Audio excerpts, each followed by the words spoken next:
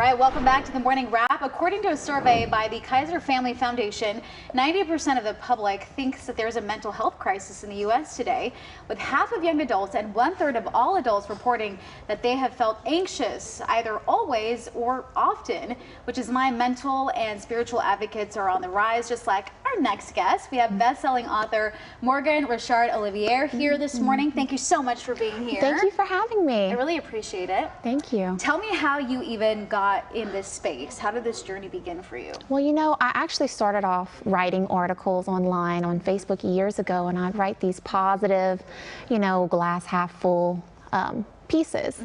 And I went through a very depressed time of my life. Some people call it the quarter life crisis, but I felt like I was the most well put together person that was mentally, spiritually, and emotionally falling apart.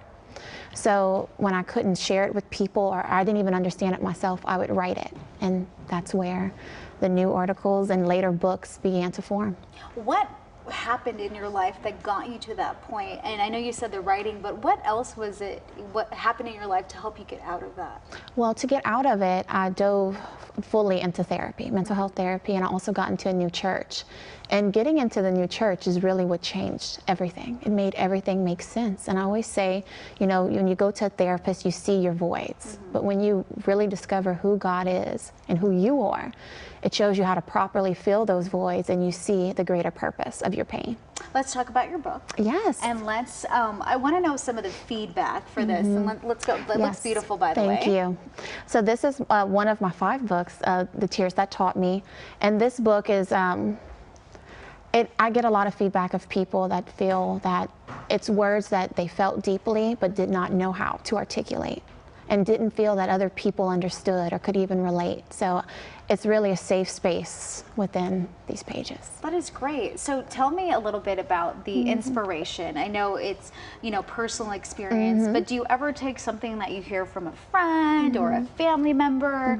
How do you also decide what you put in there and what you focus on? Well, I often say that I write a lot for the former version of myself, things that I needed to hear. I needed to be vulnerable. I needed to be safe and heard and understood. So I write to that person, and I try to become that person. And also, of course, as I learn and heal and grow, the readers get to grow with me, because of course my perspective changes, my faith bolsters, and I have a greater appreciation and understanding of who I am and my purpose. So it all plays out through the books. That is so great. I know you said you have 5. Books. Yes. Not that you need to do anything else, because you're very well accomplished. Do you have anything else on your list of things to do that you wanna do? Yes, I'm still writing. I'm working on another, and in this season I'm doing a lot more advocating, a lot more speaking, because again I feel that for us to normalize conversations, we need to have them, and we need to see that mental health or mental struggles, it does not have a race and age. It's everyone. Yeah. So if we could be open and we can be those, you know, empathetic, safe spaces, I think it'll help a lot more people. What's the one piece of advice you have for people who may be watching or see this later to make them know that, number one, they're not alone, but also just give them some positivity? Everyone goes through something. I used to always hear, you just have to keep living. So when you're going through things in life, especially when you feel that no one understands, or you can't trust people, or you just feel lost, that is really your sign to return to God and to return to yourself. And if you can't return, discover who that person is. And in that honesty and that vulnerability, and even in the pit of your pain, it will redirect you and change your whole life. You were so lovely. We only have 10 seconds left. Where can people get the book?